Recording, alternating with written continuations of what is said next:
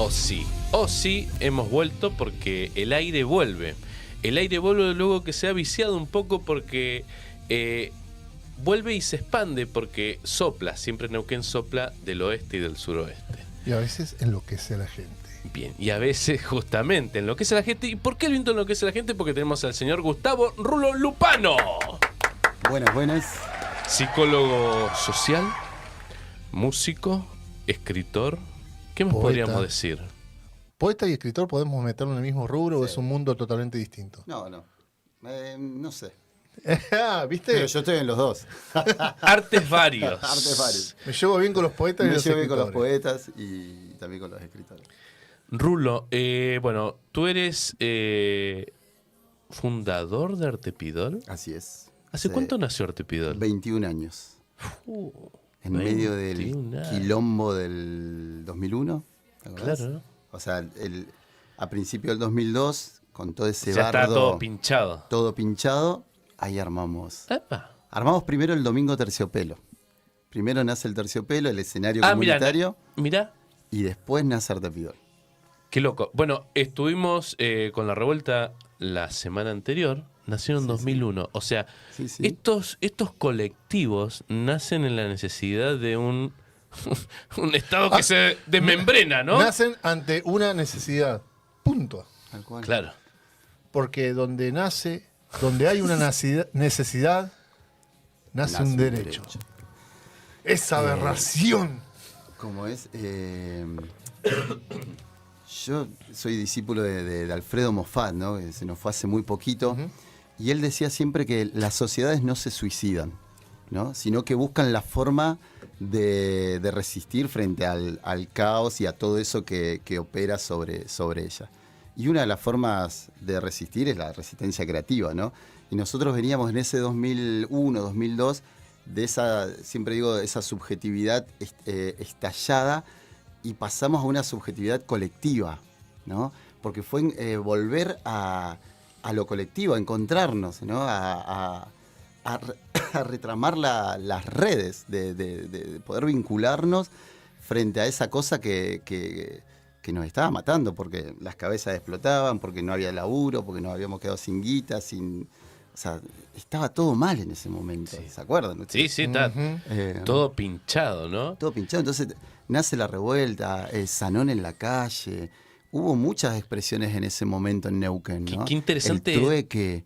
Sí, ¿no? esa necesidad de agruparse, de armarse, ¿no? De organizar organizaciones barriales. Estar con otros, claro. Estar con Que otros. incluso hoy, Sí. a pesar del contexto en el que estamos, está.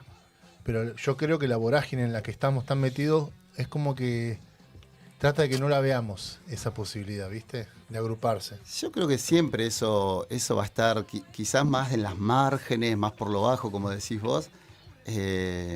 Si bien lo que impera es como este individualismo o esta cosa más de lo digital, ¿no? Todo pasa por las redes y nadie pone el cuerpo en lo real. La militancia de sillón, le dicen algunos. Claro, la militancia de la comodidad del sillón. Igual todavía hay, viste, colectivos que resisten, que proponen, que ponen el cuerpo, y que está buenísimo. Digo, en algún momento yo creo que este es un momento así donde va a aflorar eso otra vez, ¿no? Decíamos que nació Artepidol, nació, bueno, vos decías, aclaraste primero domingo terciopelos. ¿Cómo fue? No, estaba la necesidad esta de juntarse. Claramente eso está, porque sabemos lo que fue 2001. Para quienes no sepan y tienen 20 años, 2001 hubo un gran, crisis total económica. Algunas cosas similares tal vez a lo que podemos estar viendo hoy, pero totalmente distinto. Sí. Y que terminó con el presidente yéndose de la Casa Rosada en helicóptero junto con mucha gente que en estos años se estuvo postulando a los... sigue estando. Y sigue estando. El famoso que se vayan todos. El 19 y 20, el estallido, donde hubo más de 60 muertes. Se habla de un número tal vez muy superior por las consecuencias o las secuelas que hubo de los operativos de represión, porque hubo estado de sitio. Y en ese contexto ustedes dijeron, che, juntémonos. ¿Cómo fue ese día? ¿Qué fue? No fue solamente esta necesidad. ¿Cómo fue? Che, hagamos Artepidol, hagamos Domingo Terciopelo. ¿Cómo fue ese momento? Venía de militar, porque ya tocábamos, hacíamos punk, también hacía poesía, entonces recitaba, estaba metido en todas las movidas que de alguna manera acompañaban la lucha, ¿no? Militábamos desde el arte, éramos pendejos, teníamos, no sé, en el 22, 23 años. Y había empezado a estudiar psicología social y en una de las jornadas psicosociales, que son jornadas donde los estudiantes de cuarto año presentan los laburos que hacen en el campo, no en territorio. Y entonces yo recién estaba en segundo año y escucho la ponencia de un equipo que había estado en salud mental, en la casita psicosocial, en la parte sería del servicio ambulatorio de salud mental del Castro Rendón, donde funcionaba Radio... ¿Vida era? Claro, Radio Vida, y ahí estaba Canción con Todos. Y cuando cuentan esto, a mí siempre me había interesado el tema, dije, bueno, o sea, me acerqué a los compas y les dije, che, ¿puedo ir a participar, a colaborar? Y fui ese día, era un viernes, era un taller que había empezado dos camilleros del Servicio de Salud Mental. Después de las 5 de la tarde terminaba su turno, agarraban sus guitarras, se cruzaban y habían armado un grupo de mateada y de guitarreada, ¿no? Con canciones del cancionero popular, ¿no? Latinoamericano, argentino. Y después se sumaron estos estudiantes de psicología social. Cuando llego, digo, yo que venía de militar, de estar en todos los espacios colectivos, ¿no? Ollas populares, las vecinales, bueno, encontré un lugar, digo, siempre lo digo, como de verdadera resistencia creativa, porque era gente que se le había explotado la cabeza por la misma situación económica, social, política que atravesábamos, y que se hacían el aguante cantando. A mí me pareció maravilloso eso, ¿no? 20 personas en ronda, tocando, mientras unos tocaban la guitarra, cantando y haciéndose el aguante. Y me fui pensando, o sea, totalmente impactado de ese día. Digo, ¿por qué no nos enterábamos? No había celulares, ¿no? Pero, no sé, había una olla popular para los docentes y allá estábamos. Claro. Uno se enteraba. Sí. Había una movida por... Y ahí íbamos, ¿no? Había una movida por... Y nos enterábamos, el boca a boca funcionaba. Pero de esto no tenía idea que eso existía. Claro, después pensando, obedece a las lógicas manicomiales y a todo lo que hay alrededor del loco o de la locura. Te doy todo, ¿no?, lo que quieras, pero acá encerrado en cuatro paredes. Exactamente, ¿no? Puertas adentro, lejos de la sociedad. Y a mí me parecía que lo que sucedía ahí, a la sociedad le podía, por el momento en el que estábamos atravesando, le podía hacer bien, ¿no? De alguna manera. Iba a tener un impacto si lo lográbamos sacar afuera.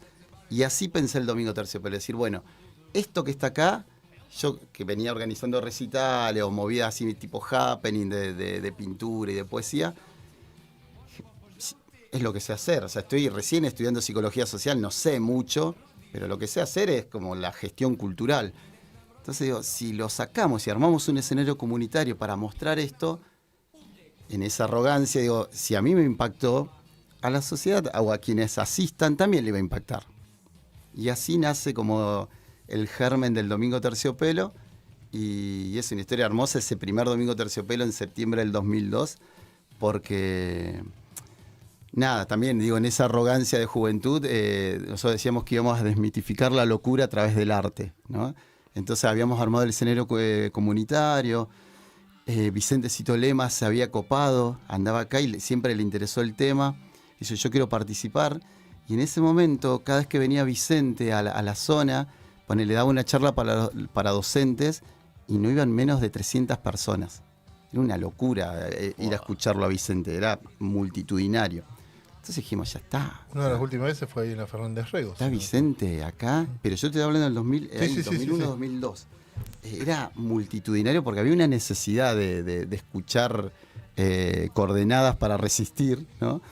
Yo dije, ya está, o sea, con Vicente acá va a explotar. El grupo Artura, que era un grupo de artistas plásticos, que en ese momento eran todos estudiantes, hoy son todos docentes, la mayoría, que cada vez que hacían una muestra también, iba todo el ambiente, viste, contracultural o cultural, y no eran menos de 100 personas. Entonces dijimos, está, la muestra de Artura, Vicente haciendo un homenaje a Jacobo Figman, que es un poeta, uno de los poetas más importantes de la lengua hispana, pero ¿lo conocen ustedes? No. De nombre. Si yo le digo Girondo, a ustedes les suena Sí. Girondo. Bueno, era contemporáneo. Mirá. Pero Jacobo, por su condición de loco, pasó 30 años en Ah. un manicomio, queda por fuera de la historia. Claro, sí. Y es prácticamente el introductor del surrealismo en la Tremendo. poesía latinoamericana, ¿no? Pero no se conoce por esa misma condición de loco, ¿no? Bueno, él quería hacerle un homenaje. Y dijimos, ya está, va a explotar. Los diarios, ¿no? Nos sacaban nota, estudiantes de psicología social desmitifican la locura a través del arte, no sé, tengo todavía los recortes. Y ese domingo no fue nadie. No fue nadie. Fuimos, ni siquiera Canción con Todo fue a cantar. Ni siquiera los compas del taller fueron, ¿no? Fue nada, estuvimos con Vicente ahí y 2 personas que cayeron porque vieron luz y entraron. Entonces dijimos, bueno, claro, no era tan fácil desmitificar la locura o desmitificar todo lo que es ese imaginario, ¿no? social que hay alrededor del loco o la loca. Porque eso, el loco o la loca te puede matar, te puede hacer daño, ¿no? Hay un temor. A ver si me contagia también. A ver si me contagia. Siempre hay un temor. Ahora quizás no tanto, pero pensemos 21 años atrás. Sí. Entonces, bueno, esto no era tan... De palabra uno no iba a cambiar la cosa. Entonces, si algo que me enseñó Vicente también fue, bueno, para hablar de la cosa hay que ponerle el cuerpo a la cosa, ¿no? Entonces dijimos, bueno, vamos a ponerle el cuerpo. Si no, uno no tiene derecho a hablar de la cosa, según Vicente, ¿no? Entonces dijimos, bueno, volvamos a probar un domingo más, al mes siguiente. Y a partir de ahí empezamos a trabajar también con los compas del taller, porque decían, ni en pedo me voy a presentar. O sea, ¿para qué? ¿Para que me miren el loco cómo canta? Entonces empezamos a elaborar todo esto que yo entendía que era posible, ¿no? Que uno a partir del arte se resignifica como sujeto. Te empiezan a mirar distinto, ¿no? Entonces, el loco, si se presenta como poeta o como cantor, el público lo va a mirar como poeta o lo va a mirar como cantor. Digo, va a ocurrir algo. Pero bueno, había que trabajar para eso. Y así empezó, y el segundo terciopelo fueron 10, y el tercero ya el boca a boca había empezado, y se llenó. El cuarto se llenó, el quinto se llenó, y así empezó a andar, y no paramos, hace 21 años que no paramos. Ni siquiera en pandemia, porque seguimos vía Meet, vía, sí. claro, vía Instagram. Así que sí, 21 años. Y 2 años después, en el 2004, nace Artepidol. Porque yo ya tenía que terminar mi carrera y para recibirme tenía que hacer una pasantía, ¿no? Una experiencia, un trabajo de campo. Yo ya venía trabajando como auxiliar con el Domingo Terciopelo en Canción con Todos, pero yo quería trabajar en el servicio de salud mental, en internación. Y armé todo un proyecto con 2 compas y nos metimos ahí en el servicio. Y creo que es la única experiencia de arte intramuros que existió en el Castro Rendón. No sé si existió otra igual después. Yo voy a decir algo que cada vez que hablamos, Rulo, siempre lo digo al aire y ya te imaginarás qué es lo que voy a decir para entender la importancia de estos espacios. Pues siempre lo digo, siempre cuento la misma historia. Porque también me toca personalmente para que se entienda la importancia de estos espacios y vamos a charlar ahora de cómo se llega a esa instancia. En 2012, cuando fue todo el tema del anfiteatro, cuando comenzó la movida, que costaba hacerle entender qué era a la gente, qué pasaba en ese lugar, que no éramos morraleros, no éramos drogadictos, no éramos adolescentes con actitudes caprichosas, todas cosas que nos hacían en los medios, la gente de la gestión municipal de aquel entonces, si bien había parte de la comunidad artística nos había apoyado, digamos, por grupos por fuera del universo que uno esperaba que estuviera ahí apoyando lo que estaba ocurriendo, el primer grupo que se acercó fue justamente Artepidol. Y no solamente eso, sino que lo resolvieron entre los chicos y las chicas que integran este colectivo, qué hacer, cómo aportar, y una de las decisiones que tomaron fue justamente aportarnos un dinero, un fondo, para el fondo que nosotros teníamos, que era comprar desde alambres, palas, herramientas y sobre todo comida para el fogón. O sea, en esa instancia yo siempre os agradezco, porque siempre lo digo, agradezco ese gesto, porque también te da cuenta de cómo esto de la necesidad de agruparse, que salió en 2001, a hacer ese camino esto fue hace 11 años, de 10, 11 años, de llegar a discutir en grupo entre la gente, entre los locos, los bobos o los mogólicos, como dijo cierta persona que tiene chances de acceder al sillón presidencial. Decidieron aportar a una causa de gente que a su vez también estaba siendo marginada por los grandes medios y en especial por los poderosos. Siempre las causas sociales fueron una bandera para nosotros, entonces, y todo se resuelve así en asamblea, ¿no? Entonces cada vez que podemos, desde el primer día hasta hoy, colaboramos. Y también está bueno decir, o sea, lo nuestro es autogestivo, no recibimos aportes económicos ni del Estado ni de empresas privadas, nosotros no cobramos por coordinar los espacios, la gente no paga para asistir a Artepidol, es totalmente autogestivo. Y creo que en estos 21 años, si alguna empresa privada o el Estado nos ayudó, debe haber sido 5 o 6 veces en 21 años, ¿no? Que estuvo buenísimo cuando lo pudieron hacer, porque nos sirvió un montón. Pero en 21 años el mayor tiempo fue sostenido autogestivamente. Entonces, y cada vez que teníamos unos pocos pesos en las arcas y sucedía algo que ameritaba la compañía y estar al lado de esa causa, lo hacíamos y lo seguiremos haciendo, porque es parte también de las banderas de Artepidol, ¿no? De acompañar la lucha por los derechos humanos, la lucha por las causas sociales, entendiendo que lo colectivo siempre es la salida, ¿no? Por más que nos quieran obligar o hacer creer que es el individualismo la forma de vivir. ¿Y cómo fue ese primer encuentro de Artepidol? O sea, vos contaste cómo surge, que tu proyecto, de la pasantía, todo eso. ¿Cómo fue ese primer encuentro y cómo fue poco a poco, así como fue con Domingo de Terciopelo, convocando a la gente para que entiendan por dónde venía el espacio y qué se hacía en ese espacio? Cuando nos dejan hacer la pasantía adentro, nos dicen, bueno, pero solo van a poder trabajar con la gente que esté internada. Quienes están en tratamiento ambulatorio no van a poder, ¿no? En ese momento yo siempre se lo agradezco, cada vez que puedo lo nombro a Diego Zunino, que era psiquiatra director del Servicio de Salud Mental. Creo que él y Leo Monteverdi eran 2 psiquiatras que estaban en ese momento, fueron 2 psiquiatras aliados, porque el resto nos miraban como diciendo, ¿y ustedes, o sea, con el arte van a trabajar la locura? Éramos mirados como muy despectivamente, por decirlo de manera amorosa. Sí, no, me imagino. Bueno, hasta ese momento lo más similar fue lo que siempre el Borda, lo que ocurría en el Borda, y hasta ahí nomás. Es que nosotros para hacerlo, para plantear lo que planteamos, mirábamos a los jardines del Borda, porque la única experiencia que conocíamos era Colifata frente a Artistas del Borda, Cooperanza, lo que había sido la Peña Carlos Gardel, todo eso que sucedía o había sucedido en esos jardines. Pero acá no desconocíamos, ¿no? Si había algo parecido.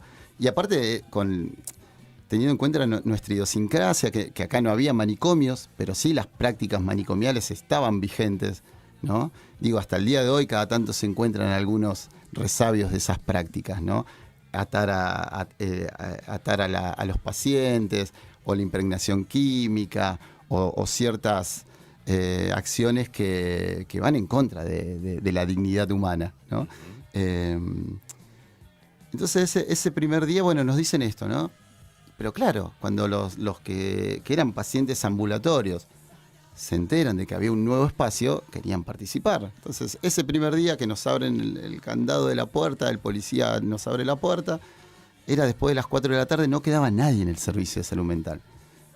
El psicólogo o psiquiatra a cargo se iba a dormir porque estaba de guardia, quedaba alguna enfermera o enfermero y el personal de maestranza. Y el policía. Entonces el primer lunes, porque eran los lunes, había 2 compañeros ahí ambulatorios y no pudieron pasar. El segundo había 3, 4, 5, ya al cuarto lunes estaba llena la sala de espera, digamos, ¿no? Así que dijimos, no, tenemos que lograr que entren, ¿no? Entonces lo que nos decían desde el servicio era que podía ser iatrogénico, ¿no? Que le podía hacer mal al paciente que había estado internado y que había salido, volver al espacio ese donde había pasado su internación, su crisis. Nosotros decíamos, qué mejor, la hipótesis nuestra era qué mejor que aquel que había pasado la crisis que había vuelto, había restituido el lazo social, no había vuelto a sus vínculos. Qué mejor que poder volver a ese lugar, encontrarse con un compañero que está en la misma que él había pasado, y que en ese juego de espejos y de reciprocidad se hagan el aguante y le muestren, ¿no? que se puede salir, ¿no? Que la locura es un momento, no dura toda la vida, ¿no? La crisis es un momento. Y así fue, logramos alianzar no sé cómo pasó, que logramos que nos dejen entrar, y cuando entraron los que estaban en tratamiento ambulatorio, se armó esto, ¿no? Que fue súper saludable, súper positivo para quienes estaban atravesando la crisis, ¿no? Y venían los psicólogos, psicólogas o psiquiatras y decían, ¿qué hacen? Que los pacientes nuestros están bien, nos dicen que, viste, veían la evolución y no podían entender qué estaba sucediendo ahí. Claro, era lo colectivo, era encontrarse con un par que le podía decir, bueno, loco, de esto se puede salir, no es el fin del mundo, no es la muerte, ¿no? Hay también una chance de volver, porque es muy heavy una vez que uno, ¿no? Entra en la crisis y es etiquetado, diagnosticado, ¿no? Queda por todos los espacios, por fuera de todos los espacios de la cultura, por fuera de todos los espacios de privilegio, de la normalidad. Entonces te convertís en un paria, ¿no? En un outsider, en un marginado, tu voz no tiene valor, nadie te mira, te tienen miedo, ¿no? Es complejo lo que hoy sigue sucediendo, imagínense 20 años atrás. Entonces, en ese encuentro era maravilloso, ¿no? Lo que sucedía. ¿Cuánto tiempo estuvieron ahí en el hospital? Un año nomás. Un año, porque justo Zunino se va y entra una psicóloga como directora, y que no le gustaba la psicología social ni lo que hacíamos nosotros con el arte, y formalmente y respetuosamente nos invitan a retirarnos, y nos retiramos, y fue lo mejor que nos pudo pasar también. Se lo agradezco a esa señora, porque irnos del hospital también nos permitió empezar a crecer, ¿no? Y a crear, ¿no? Y a crear bajo nuestras propias reglas, ya no con las reglas de la institución, claro, ¿no? Y ahí explota Arte Pidol. Ahí explota en el sentido de que el boca a boca empieza a funcionar y empieza a ir mucha gente, y se vuelve lo que es hoy, ¿no? Un espacio realmente de productor de salud mental, también un espacio para estudiantes de todas las carreras que van a hacer pasantías, que van a hacer sus experiencias, de todas las carreras, trabajo social, psicología, periodismo, bellas artes, teatro, no sé, o sea, IFD, los que se les ocurran van a hacer pasantías Arte Pidol. La otra vez me contaste una cosa que tiene que ver con esto del salir de lo que fue el hospital y el boca a boca y lo que es hoy Arte Pidol, que me pareció hermoso, y que lo recordé cuando contabas cómo algunos psiquiatras, y bueno, esta señora, que no vamos a decir el nombre, porque no lo sé, yo particularmente, decían, desconfiaban de lo que estaban diciendo, que no entendía, que me contaste. Rosy. Sí, decirlo. Lo digo porque no la vi nunca más, y una vez me encuentro con alguien que me dice, yo estuve con alguien que creó el Domingo Terciopelo y Arte Pidol. Yo, ¿cómo con alguien que creó? Sí, la doctora Rossi. Se alegaba, o sea, no solo nos había expulsado del hospital, sino que se alegaba que había sido parte de la creación de... Un aplauso. Así que la nombro porque está bien nombrarla, ¿no? Pero bueno, porque es una de las creadoras que no sabía que... Yo que había ¿viste? estado A veces ahí. te enteras de cosas que no sabías que había hecho, ¿viste? Pero bueno, me contó lo que quería contar con esta resistencia que hubo por parte de los psiquiatras, que fue cuando dijiste vos, ahí ganamos, que psiquiatras empezaron a recomendar ahí en la orden de consulta Arte Pidol. Y empezó a caer gente con la consulta del psiquiatra que le había recetado unos Arte Pidol. 4 años después, más o menos, de aguantar estas barbaridades que se decía de nosotros y demás. Y sí, un día aparecen, golpean la puerta, y había un compa que el psiquiatra le había recetado, tenía el recetario y tenía recetado Arte Pidol, ¿no? Y ahí dije yo digo, tremendo. Bueno, ya está. El poder médico hegemónico psiquiátrico nos legitimó, ¿no? Entonces, y a partir de ahí realmente también bajaron la guardia y empezaron a entender que nosotros no somos competencia ni lo que hacemos les hace mal a la gente, sino que al contrario, somos un complemento necesario porque trabajamos en el tejido comunitario, trabajamos desde la expresión artística, creativa, trabajamos reconstruyendo vínculos, claro. Reconstruyendo el acceso a los espacios de la cultura, trabajando la accesibilidad, la inclusión real. Entonces, obviamente que son necesarios los espacios como Arte Pidol, más allá, también como son necesarios las interconsultas psiquiátricas, psicológicas y demás. Y lo empezaron a entender, no todos, no todas, pero la mayoría lo entendió. Y empezaron a replicar también en los servicios de salud mental de los hospitales, en espacios similares a Arte Pidol, ¿no? En estos tipo hospitales de día, ¿no? Donde empezaban a aparecer talleres, ¿no? De guitarra, no sé, de batucada, de periodismo, de radio, porque entendieron que era una pata necesaria, sí, sí. ¿No? Bueno, yo tengo muy buenos recuerdos de los domingos terciopelos tremendos, donde aparte, bueno, se forma una comunidad, hay una situación de como que estamos en la misma y estamos disfrutando del arte y solidaridad ante todo, ¿no? Ha ido cambiando igual la forma a través de los años, ¿no? Ha ido mutando. Fue mutando porque también los mismos... O sea, se han profesionalizado bastante, sí. ¿no? Han hecho algunas cosas interesantes. Claro, porque fuimos viendo también las necesidades, ¿no? Porque, como vos decís, esa microcomunidad se fue formando desde el principio. Uh-huh. Que digo, hasta el día de hoy, no sé, yo me encuentro en un terciopelo que viene alguien de nuestra edad o más grande que dice, yo llevaba a mi hijo y aparece el hijo que tiene hoy 20 años, claro. ¿Viste? O 25. Sí, sí. Dice, yo iba al terciopelo cuando era bebé o cuando tenía 2 años, ¿viste? ¿Viste? No, porque, y siguen yendo, ¿viste? Y nos fuimos adaptando también a las necesidades del colectivo.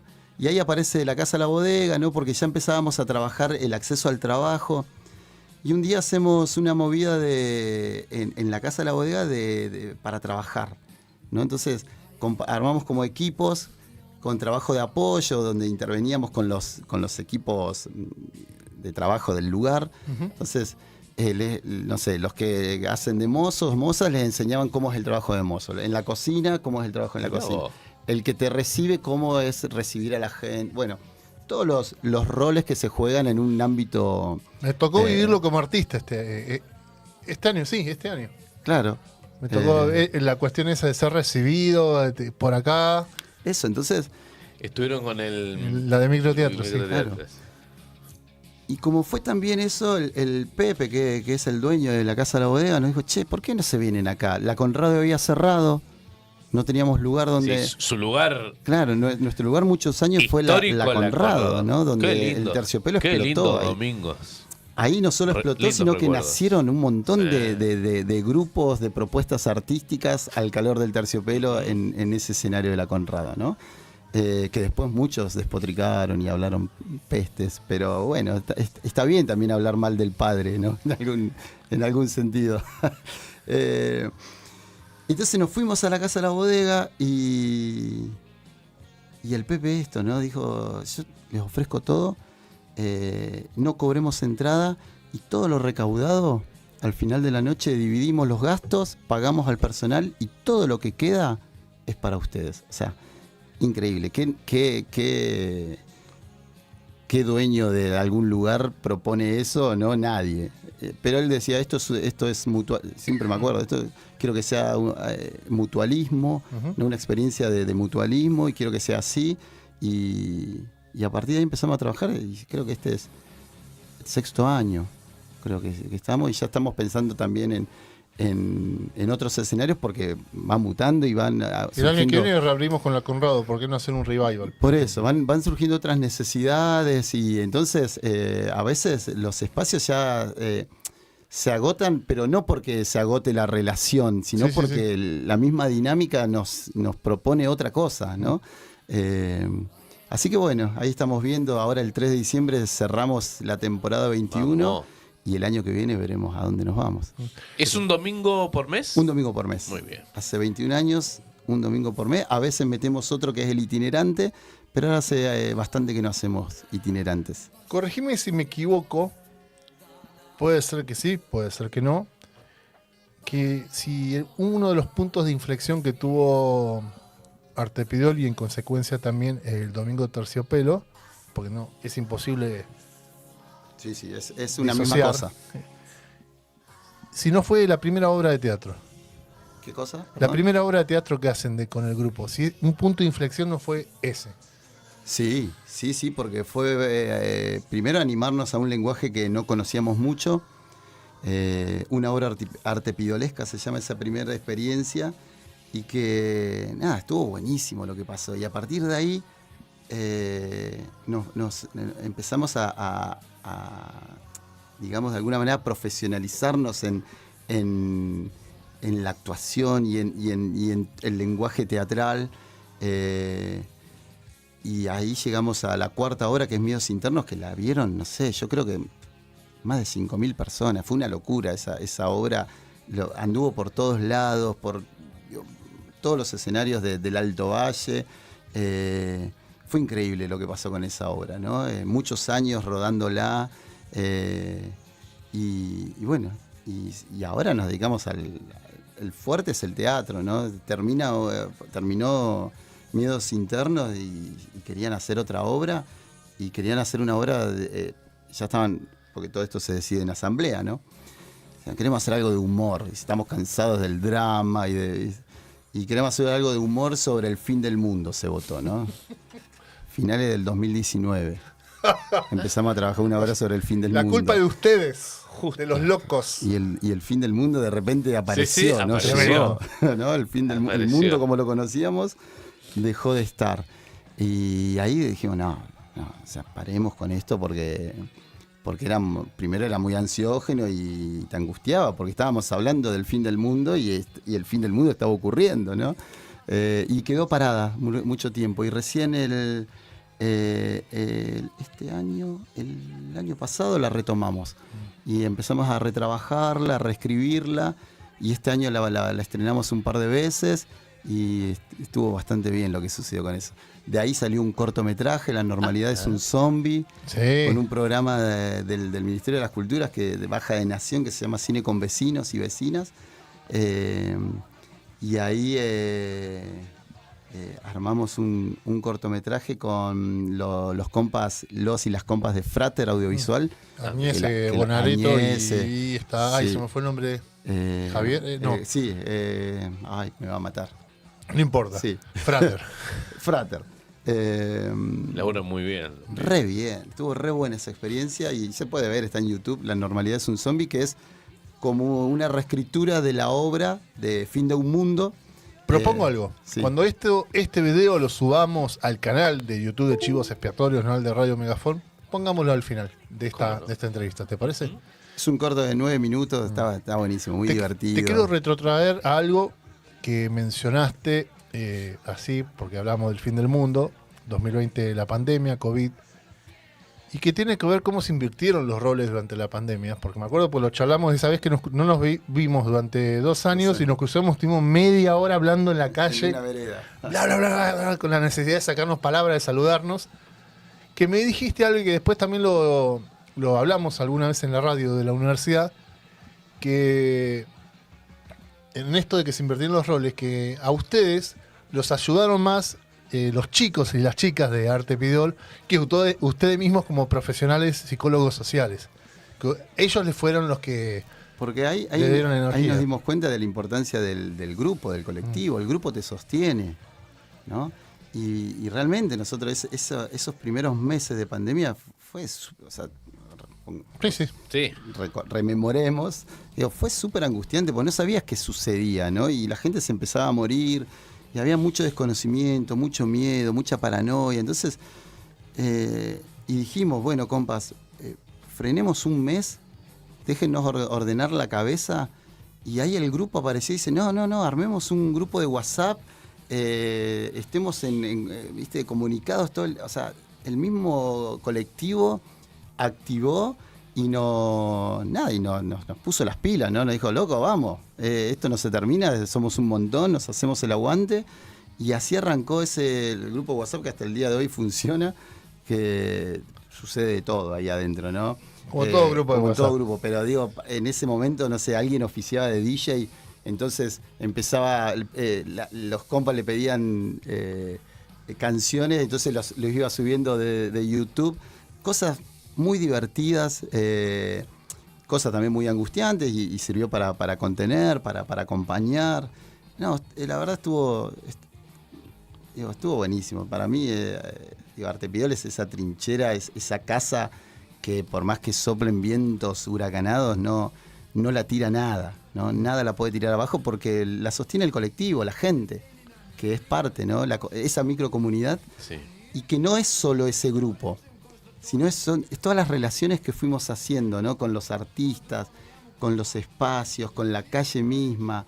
Entonces, eso es muy fuerte, muy poderoso. E impacta en la subjetividad y en la salud social y mental de todos y todas nosotros. Digo, hoy hay un corredor cultural que te recibe, cuando antes Tal la cual. casa se reserva el derecho de admisión, acordémonos de esa frase, ¿no? Y no entraban los compas. ¿Entendés? Ir al cine, ir a ver una muestra, ir a ver un recital, ir a tomarse un café, a un bar, a un restaurante a comer. Primero porque no tenían plata, y después si conseguían el mango, no los dejaban entrar. Sí. Y Yo hoy, creo- después de todo ese sí. trabajo que se ha hecho, eso ¿no? Sí, yo creo que el gran laburo de ustedes también es abrir justamente a la comunidad y que la comunidad entienda y comprenda, ¿no? Y básicamente como una educación, ¿no? Es educarte y, bueno, Y que es somos saludable, seres porque humanos, vamos. Cuando nosotros Compartamos. vamos por la calle y alguien nos saluda, nos sentimos bien. Si yo tengo una duda che, la calle tal, te lo pregunto y vos me contestás, me siento, ¿no? Pensemos. Siempre no te digan el famoso, no sé, no soy de acá para no Bueno, tener que pero contestar. te contestan. Sí, sí. A nuestros compas que venían de la intemperie como concepto político, que es esa, Sí, sí. ¿no? La subestimación, la Tal cual. discriminación, el ninguneo, la invisibilidad. O sea, los miraban con miedo, con desprecio.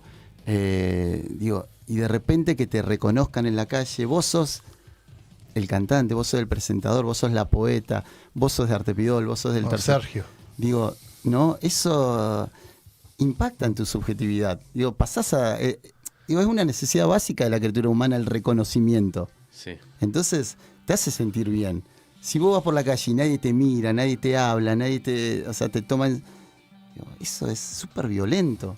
Digo, y así construimos comunidad nosotros, ¿no? Dejando afuera todo aquel que está por fuera de la norma, o aquel que no se ve como nosotros o no entra en esos cánones Claro. de la norma, ¿no? Y es complejo. Bueno, así llegamos a este domingo, habiendo construido esta clase de sociedad, ¿no? Espectacular. ¿Viste lo importante de abrazos a un niño? De decirle, sé que jugás mal como arquero, pero te voy a ayudar a ser mejor arquero. Mirá en la que estamos. Impresionante. ¿Quién dice si, bueno, ya que vuelve la Conrado, puede volver el dominante? Sí, pero ¿quién sabe? Tratativa. Tenés al prosecretario enfrente. Guardanos el último domingo de cada mes, que ya. Y ya hablaremos al respecto. Te quería correr, no para dejar de hablar, porque ya creo que abordamos bastante, incluso momentos históricos, un recorrido que era la idea. Y está bueno charlarlo porque hay mucha gente que tranquilamente no sabe de esto. Pero te quería ir más a la faceta personal del Rulo Lupano, que fuiste uno de los primeros impulsores, por lo menos en la década, ¿qué será? 90, cuando eras adolescente, de los fanzines vinculados al punk rock, y también con una movida que trajiste unos cassettes que hoy nos falló el reproductor, que se intercambiaban cassettes, cintas sobre los temas que se estaban escuchando. Claro. ¿Cómo fue esa etapa de...? También en otras épocas esas, Otras ¿eh? totalmente Fua. distintas, ¿no? Pero había una gran red, Sí, había que redes. era a través del correo, ¿no? Y era increíble, ¿no? Nosotros nos carteábamos con gente de toda Latinoamérica, de Europa, de España, de Francia. Yo tengo cassette todavía porque los guardo, los atesoro. Podés sacarlo y mostrarlo. Toda la Cassette y gente después en YouTube lo fanzines. mira. de todas partes del mundo, ¿no? Y el responsable es el Robert Rubilar, que era el primer... Insumisión. Ese cassette lo edita La Juventud Perdida, que era una revista mítica de los 90, en el año 94, cuando asesinan a Carrasco. Odio esto. Y toda la movida del FOSMO, ¿no? Del Frente Opositor al Servicio Militar Obligatorio. ¿Se acuerdan que acá viene Todos Tus Muertos? Y la banda del Cuervo Muerto, porque organizado en parte por La Juventud Perdida, la gente que edita este Punk Sudaca, hermoso nombre. Ese era el Buenos Aires Underground, que era un fanzine, el Horacio. Horacio hoy está en Perú y es técnico de fútbol de salón para personas con discapacidad. Un grosso. Sigue, todos los que de alguna manera nos criamos con el punk, de alguna manera resignificamos el punk en nuestro hacer, ¿no? Activando socialmente, claro. Rockero, tal vez de estas es la más conocida, las que hemos sacado acá. Ese es un cassette increíble que todo me cambió todo lo que hay que saber para hacer un éxito. Se habrán aprendido acá ustedes también, ¿no? Increíble ese. Bueno, y Loquero es uno de los primeros que yo entiendo que se podía tocar, ¿no? Porque en una Juventud Perdida leo que habían tocado en el Borda, ¿no? Entonces digo, mirá, se puede hacer esto, ¿no? Y son uno de los primeros que tomo como referentes para estas cosas. Esto es el año 93, creo, ese de Loquero. Mentes Abiertas, la verdadera invención. Año 92. Invasión, perdón. Año 92, el disco que para mí cambia mi vida, ¿no? Vuelvo a decir, odio cuando no podías abrir porque tengo un miedo de... Lo abro hasta ahí nomás. Ese compilado es en el año 92. Tremendas joyas, ¿eh? Es increíble. Y no es original, es trucho, porque en ese momento también se vendían así las copias. Era... ¿no? Me la trajo un amigo de Buenos Aires, me acuerdo. Había ido a ver a Metallica, creo que tocó en River, es la primera vez que viene Metallica. ¿93? 93. Que era tremenda la publicidad, todo era como... Y me lo trae... Amé Borsegazo. Hay una estatua, la figura de la justicia, con los ojos vendados que dice censura, y el título del disco, Cassettes, contra el negocio musical. Claro, ese... Y yo haciéndole publicidad a Spotify. Ese también el Buenos Aires Thunder, y ahí venían los Subversivos, que después los trajimos con el Robert Rubilar, los trajimos para acá, hicimos toda una aventura. Se salió solito, Sí, nos fuimos para allá, nada, y hace poco volvieron a tocar. Ahí ya activabas, digamos, toda esta cuestión de la gestión cultural, ¿no? Éramos ya desde el under. Claro, éramos muy pibitos, ¿viste? Teníamos haciendo movidas. El Robert Rubilar, que era más grande que nosotros, que era batero de Los Morbos, una banda mítica también punk acá, de las primeras bandas punk. Él que tenía 10 años más que nosotros casi. No, acá tengo el libro y otras. A mí me da vergüenza mostrar lo que traje yo, pero bueno, no importa. Él un poco nos introduce en el mundo del fanzine y de cómo se podía organizar recitales, ¿no? Él tenía una sala de ensayo, ahí en Confluencia, y es un poco nuestro mentor, ¿no? Nosotros teníamos 14 años, 15, éramos unos guachines. Y él nos empieza a ordenar, dice, bueno, es por acá, el fanzine es esto, ahí empezamos a hacer fanzines, armamos la feria de fanzines ahí frente a la catedral, en la feria de artesanos, que todos nos miraban, imagínate, 94 creo que armamos la feria con Eli Navarro. Hace una semana estuvo acá. Él comentó no mencionó específicamente toda la gente, pero comentó algunas de sus experiencias. Éramos todos editores y editoras de fanzines de acá, y traíamos material que intercambiábamos. Había toda una cultura punk, ¿no? Que explotaba. Yo en esa época no vivía acá en Argentina, pero era como que había una movida, explotaba todo, había ¿no? toda una movida y nos enterábamos, ¿viste? Vos decís, ¿cómo? Si no había internet, no había celular. Sí. Pero estaban los fanzines. Estaban los fanzines, intercambio, como decías, correo, me mando este cassette de una banda under allá, vamos. Entonces, nos escribíamos yo muchos años me escribí con un editor de Soca Uruguay, ¿no? Que después, durante muchos años, hasta hace poco, nos seguimos escribiendo después por mail. Nunca nos conocimos personalmente. Y con él intercambiamos cantidad de material, ¿viste?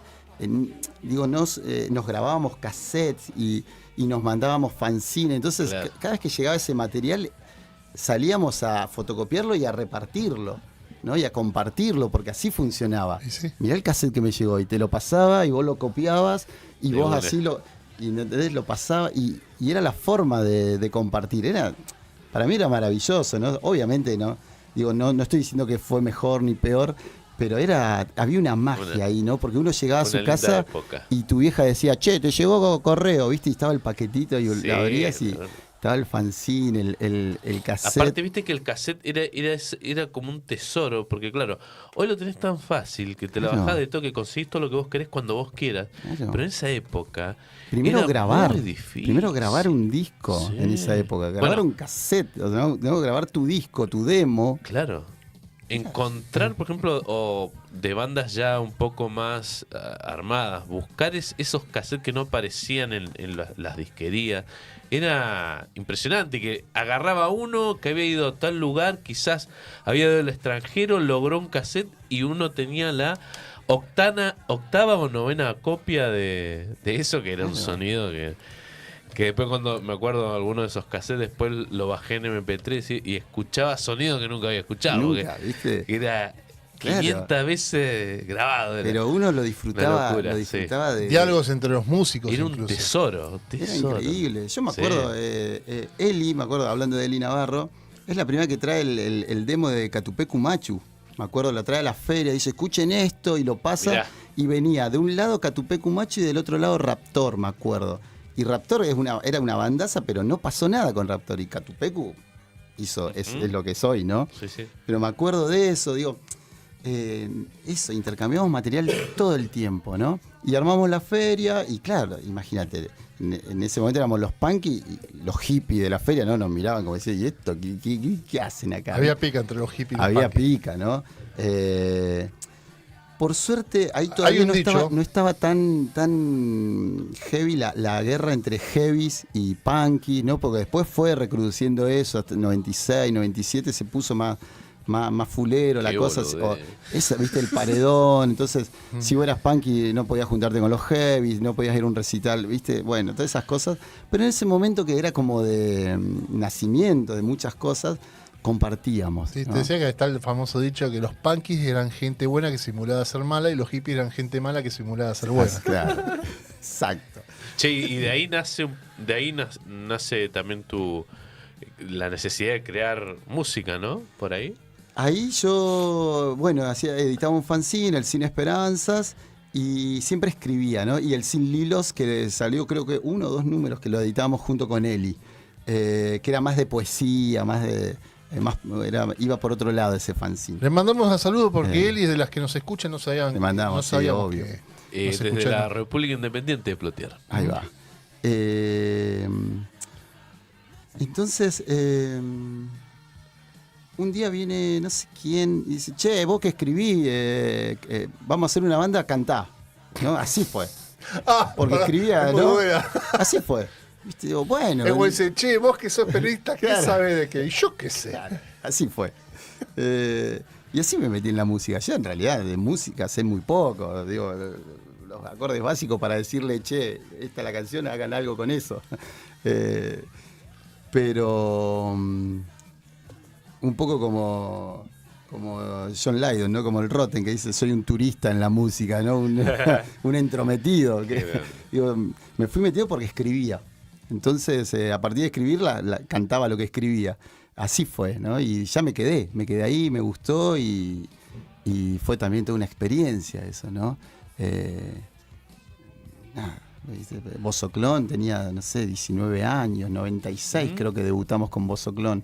95, 96, que era más punky. Después Santa Maldoror ya era más experimental, le metíamos un hardcore, post-hardcore. ¿Cómo dijiste ¿no? el nombre? Santa Maldoror. Era más fugazi, una cosa así, ¿no?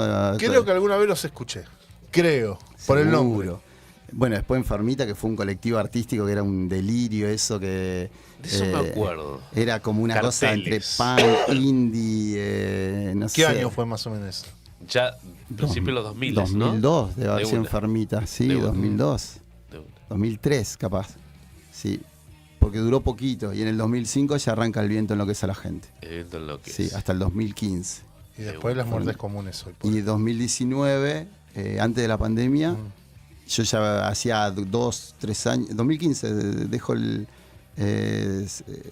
grabamos el último disco, El amor y sus heridos, y se desarma la banda, El viento. Y me volví a la literatura, edito Las horas como bestia, un poemario, estaba más metido con eso, y viene el Stimpy, yo estaba en mi reposo del guerrero, me dice, boludo, hagamos algo. ¿Viste? Con Stimpy habíamos compartido brevemente Enfermita, había tocado un par de temas, había grabado una canción en el disco que nunca salió. Entonces dijimos, bueno, pero ya nos agarra grandes, ¿no? Entonces dijimos, bueno, pero si lo vamos a hacer bien, no vamos a boludear, no vamos a... Entonces nos propusimos eso, decir, bueno, a ver, demos lo mejor que podamos de nosotros. Y nada, está buenísimo, me encanta. Ahora estamos por sacar un EP, sale ahora Calaverada el mes que viene. El primer disco está muy bueno. 3 canciones que las grabamos en Buenos ¿Cuándo Aires. ya está? El primero era... El primero es Espiritado, Allende el segundo. El segundo. Y escuchen Allende. En realidad, escuchen en el orden, porque van a ver un crecimiento, por lo menos un progresivo. Es que Espiritado lo grabamos en plena pandemia. Está muy bueno así eso. Clandestinamente, porque nos escapábamos y grabábamos y Stimpy iba mezclando y clandestinamente se difundió en la radio, me claro, acuerdo. claro. Después ya Allende tiene toda otra producción, suena mucho mejor, obviamente, tiene todo otro laburo. Y Calaverada son 3 canciones que aprovechamos. El Necro, el Bum Bum King, nos invita a tocar a Buenos Aires, a Niceto, y aprovechamos y nos fuimos al DDR Studio, al estudio de Didi Ramone, con el Marcelo Belén, que es tremendo. Una institución, el loco. Grabó. Cuando empieza a decir, no, porque yo estuve en este de 2 minutos, claro. Estuve en este de Fan People. Acá estuvieron todos. Y sí. Después La Renga, Hermética, Divididos, sí. Había sido ayudante de... ¿Qué hacemos acá, no? Bueno, y ahí grabamos 3 canciones y ahora sale ese disco. Qué bueno. Un EP, ¿no? Calaverada. ¿Cuándo sale? Si ¿Qué fecha de lanzamiento más queríamos sacarlo en diciembre, el mes que viene, pero como viene la cosa, por ahí lo retrasamos para enero, que va a estar, calculamos va a estar todo más tranquilo también. Podemos pautar EP de verano. Un EP de verano. Podemos pautar nota en verano porque voy a estar laburando durante enero a la mañana en la radio de la universidad. El hombre trabajador. Muy bien. Estoy de vacaciones y sigo laburando. ¿Qué te pasa? Pero una cosa impresionante. Che, Rulo, sí. Cortito y al pie antes de ir a la pausa. ¿Te quedás para escucharme hablar de Scream? Me quedo un ratito, sí. ¿Tu compañía tendrá problemas? Bien, perfecto. Bien. No es que lo estamos pautando, sino porque no me gusta hablar solo, ¿viste? Odio eso. Lo que quiero hablar, sí. La parte de escritor. Obviamente. Bien, a eso va. Justamente estuviste a full en las ferias del libro, por aquí. Con alguno de los mejores títulos. Sí. Rompiendo una tradición sugerente. Tradición de que no hay que nombrar con ese tipo de palabras. Un libro es En Zapala debe estar nevando. ¿Qué onda? Y para mí, yo lo quiero mucho esa novela porque digo que es la novela que un poco me salvó la cabeza porque la escribí en plena pandemia. ¿no? Mire usted. Yo antes había escrito otra que se llama Ruido de Latas, que era una historia tipo un coming age, ¿no? Tipo Cuenta conmigo, ¿no? Esa, ¿no? Cuando el coming age es cuando el protagonista... La transición adolescencia a adultez. Exacto, esa transición. Bueno, era también entre los 80 y 90. Y había flashback hacia el año 30 de la familia del protagonista, ¿no? En el norte neuquino. Y yo laburé esa Ruido de Latas, la laburo, gané una beca del Fondo Nacional de las Artes y la laburo con Leo Yola, que para mí era en ese momento lo sigue siendo obviamente, un escritorazo, ¿no? Que yo admiro mucho. A mi hijo le gusta mucho. Admiro mucho, ¿no? De un escritor de género, de pulp, ¿no? De ciencia ficción, policial, terror, bueno. Kryptonito no deja de ser una novela pulp. Por más que es un homenaje a Liga de la Justicia. Claro, es una novela pulp. Es pulp. Y con él laburo, ¿no? Entonces en un momento viajaba allá a Buenos Aires y me venía con esto de la beca. Y en un momento me dice, eran 40 páginas más o menos, me dice, sacalo. Dice, no tiene nada, me caga pedo, me dice, sacalo, no tiene nada que ver, me ensucia la lectura, ¿no? Dice, esto es un coming age y acá todo esto es un western, me dice, así que sacalo. Yo lo quería matar porque nada, porque me re gustaban esos flashbacks, ¿no? A esa historia. Entonces quedaron ahí 40 páginas perdidas. Y cuando llega la pandemia, me acuerdo, ¿no? Que tenía esas 40 páginas y de las palabras del Leo que me decía, esto es un western, ¿no? Entonces yo creo que ahí conecté, fue mi forma de conectar con la vida, ¿no? En medio de tanta muerte y cosas, ¿no? Se habían muerto gente muy cercana. Entonces, me puse a escribir esa historia en tono western, volví a mirar pelis que yo miraba con mi viejo, ¿no? Me fue a reencontrarme. Mi viejo falleció cuando yo tenía 13 años, ¿no? Pero me acuerdo esas tardes mirando, no sé, las pelis de vaqueros. De vaqueros, ¿no? En Canal 10, en Canal 7, la serie, El hombre del rifle, Río Bravo, qué sé yo, ¿no? Todas las... Entonces fue meterme como en esa historia, reconstruir, obviamente, esas 40 páginas en una historia, en un western.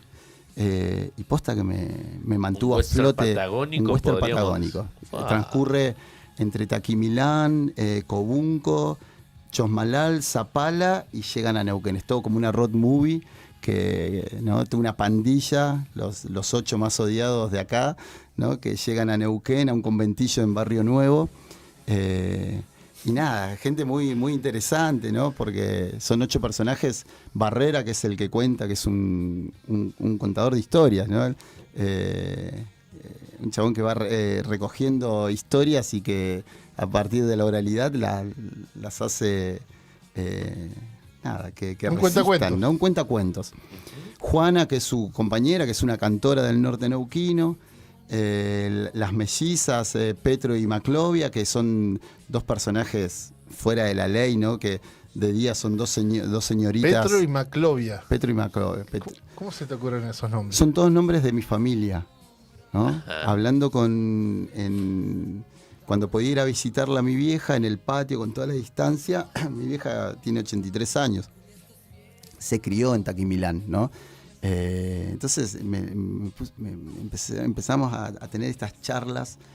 ¿Cómo era la vida en Taquimilán en el 40, ¿no? Cuando ella vivía allá, en los años 40. Y ahí empieza a aparecer toda esta familia que yo no... Entonces dije, qué bueno tomar estos familiares que nunca conocí y resignificarlos, ¿no? Y darle una vida en esta historia. Y a partir de ahí, nada, los tomo como modelos, pero... nada, aparece Petro y Maclovia, que son 2 señoritas de día y de noche son, nada, 2 atorrantas que están fuera de la ley, ¿no? Que manejan todo el submundo, ¿no? Después está Aluminé, que es mapuche y que es poeta y que es puto, ¿no? Un puto pobre, desclasado, desterrado por puto y por pobre y por mapuche. Está Remo, que es un profesor de matemáticas del Colegio San Martín, que es un loco. En la figura de él encarno a todos mis hermanos de Artepidol, ¿no? Está Zaisep, que es un ruso que llega a Buenos Aires boxeador y que lo engañan y termina boyando y termina acá en Neuquén. Es el errante, un ruso tuerto, que es como un homenaje a Nippur de Lagash, que para mí es como donde yo aprendí a leer y a escribir, ¿no? Con Nippur y con Robin Hood. Entonces es como un pequeño homenaje a él. Y que me estoy olvidando de alguien, me parece. Bueno, no, creo que están los 8 ahí. Y después un montón de otros personajes secundarios en una historia de venganza, de amor, ¿no? Y de odio a la autoridad. Lo arranqué a leer, quiero que lo sepas. Bien. Muy bien. Terminé con el de Neil Gaiman. Lamentablemente muy me bien. compré otro de Neil Gaiman, además de American Gods. ¿Cuál te compraste? El de los ensayos. Ah, ¿el de la última fila o no? ¿Sí? ¿Ese? El que me habías El que te- recomendado, estaba en Mala Tremendo. Palabra. Y Tremendo. venga, ¿Cómo es? La mirada desde la última fila. desde la última fila, mira de la última fila. Tremendo. Sí, son ensayos hablando de cultura, de películas, Sí. todo eso de la voz de Sí, Neil sí. Gaiman. Es hermoso. El libro, ¿dónde lo pueden conseguir? Mala Palabra y Libracos. Si no, Excelente. me escriben o le escriben a Alberto de Ediciones con doble Z y arreglamos. Berturbio, que le dijimos El a partir de la Berturbio. presentación en él. En Che, es Zapala interno, debe se van- estar nevado. Se van a quedar con intriga. ¿Por qué le decimos a Mauricio Bertuzzi Berturbio? Que le mandamos un saludo porque yo se lo reconozco muy jugado, ¿no? Él siempre edita 2 o 3 libros por año. Este año editó a Mansilla, que es el regreso del gran poeta neuquino al libro, ¿no? Después de creo 10 años que no editaba nada. Y el otro libro que edita es el mío, así que nada, súper generoso. Yo el mío lo voy a editar con él. Yo ya le dije cuando lo termine. Muy bien. Súper generoso, nada, le gustó, se copó. Y ahí está la novela dando vueltas. Y sobre todo es interesante porque habla de nuestra tierra y nos lleva a estos lugares, ¿no? Así que creo que Sí. eso es único y es... Sí, sí. Y fue todo Cuenta un poco. a partir de la oralidad, porque yo no conocía los pueblos esos, o sea, no conocía Taquimilán, Cobunco, el regimiento, ¿viste? El Racedo, el que está ahí en Cobunco. Bueno, conocía Chombalal, conocía Zapala, pero Tres Chorros, lugares que va nombrando la novela. Y una vez editado nos fuimos, ahí está Romy afuera, con Romy y con mi niño, con el lobito, agarramos el auto y hicimos el camino de la novela y estuvo buenísimo porque nada, fue encontrarme con esos paisajes que me los había inventado, no me los había imaginado porque... Y acá había una montaña y de pronto había un pino nomás. Porque claro, porque mientras escribía no quise ver ni fotos ni nada porque quería quedarme con lo que me transmitía mi vieja, que era el paisaje que habitaba en su memoria, ¿no? En su cabeza. Y estuvo buenísimo, la verdad, ese viaje fue maravilloso. Y nada, y ahí está la novela dando vueltas. Ahora la presento la semana que viene, el viernes que viene en Buenos Aires. Mirá. Vamos. Así que nos vamos para allá. ¿Dónde? Y en la escuela de Alfredo Moffat, en la escuela de Psicología Social. Ahí con el Fabio Lacoya y el Mati de Rioja, que son dos amigazos, ligados también a la psicología social y a la salud mental. Así que nada, y presentarlo ahí en la casa donde hasta hace muy poco vivió el maestro, en la casa escuela. Va a ser fuerte, pero está buenísimo, ¿no? Y después creo que ya, no me acuerdo, antes de que termine diciembre la presentamos en Mala Palabra. No sé si 12, 13, 14 de diciembre, después me tengo que fijar. Hacemos la última presentación acá en Neuquén. Ahí estaremos, seguramente. Ahí estaremos. Bueno, seguís Rulo, seguimos y sigue más chivos.